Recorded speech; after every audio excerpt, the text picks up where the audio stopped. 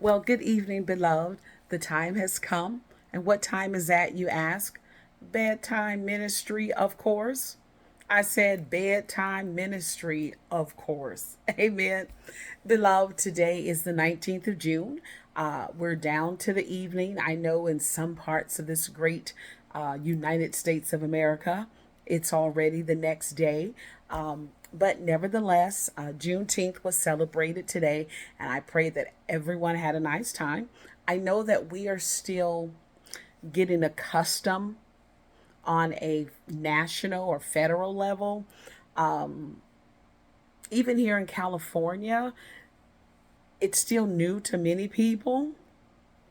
Many people have no idea what it is, what's it all about. Alfie, okay, I'm sorry, don't own any rights, but I pray that your day was fun, enjoyable, and educational. So quickly, the very first watch meet ever, as we know watch meet to be, like New Year's Eve, waiting for January 1, 1863, for Abraham Lincoln to sign the freedom from slavery, right? And then Emancipation Proclamation. And so the slaves were free. They stayed up all night waiting for the news. Well, we then know that there was still in Galveston, Texas, there were those who were still under, you know, Confederate leadership or whatever you want to call it, rule. And then the colonel wrote in on June 19th, 1865 to let them know slavery is ended. And it ended January 1, 1863. You all are free. So it's always been a time of celebration there in Texas. We knew about it because there were members from our church who were from Texas, and so we would have celebrations. They would always invite us to functions they were having.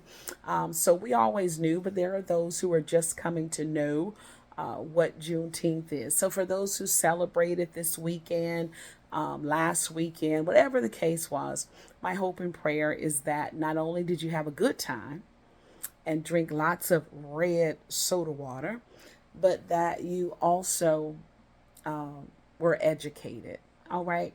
So, didn't come on to say that, but that was the theme of the day. So, oh, there's my twin. Hi, twin. We have the same hair. Her dress is filled with my favorite colors, and we're both chocolate drops. Okay.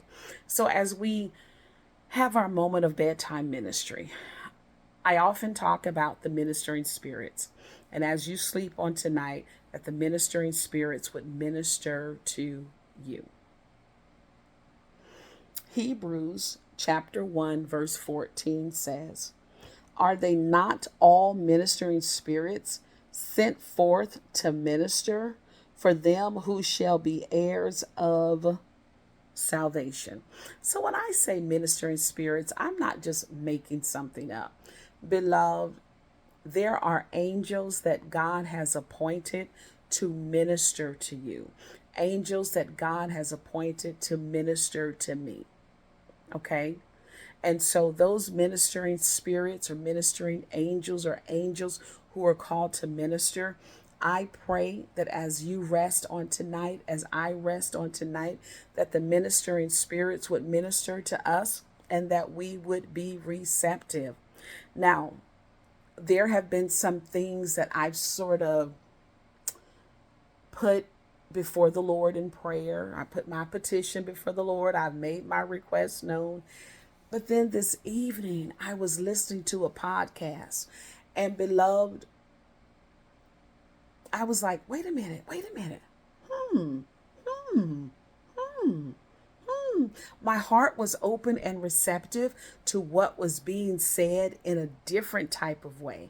And I believe it's because I've been asking God to give us ears to hear, that God would help us to decipher between, you know, what is spiritual and what might be flesh, because sometimes we can hear things that are spiritual and then sometime it'll go flesh, or sometime it'll be flesh and it'll go spiritual. So I just pray that as you rest on tonight, that the ministering spirits would minister to you. They stand guard around you. They give that keen ear, that God gives us that keen ear to hear. Woo, 5 minutes, 5 minutes. I don't know that I've ever bedtime ministried that long. But anywho, I believe God is going to take bedtime ministry someplace. Woo. Okay, so as I love to say, Deuce says good night. I love you.